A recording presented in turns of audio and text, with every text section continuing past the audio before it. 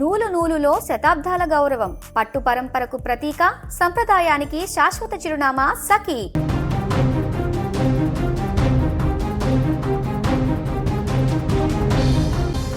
తమిళనాడు రాజకీయాల్లో సరికొత్త అధ్యాయం మొదలైంది. వెండితెరపై దళపతిగా వెలిగిపోయిన విజయ్ ఇప్పుడు ముఖ్యమంత్రి పీఠాన్ని అధిరోహించి పాలన బాధ్యతలు చేపట్టారు. సీఎం ప్రమాణ స్వీకారం వేడుకలో రాజకీయ ప్రముఖుల కంటే ఎక్కువగా అందరి దృష్టిని ఆకర్షించింది మాత్రం ఒకే ఒక్కరు, ఆమె నటి త్రిష.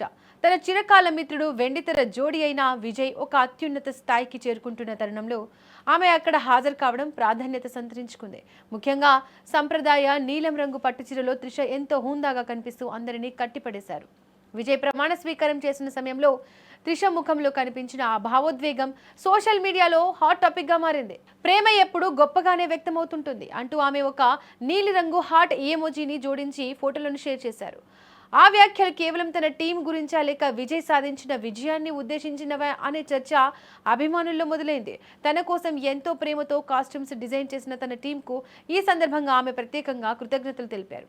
కేవలం ఒక నటిగా కాకుండా విజయ్ ఎదుగుదలను దగ్గరుండి చూసిన స్నేహితురాలిగా త్రిష ఆనందం ఆ ఫోటోల్లో స్పష్టంగా కనిపిస్తోంది. నిజానికి వీరిద్దరి కెరీర్ కూడా ఒకదానితో ఒకటి ముడిపడి ఉంది.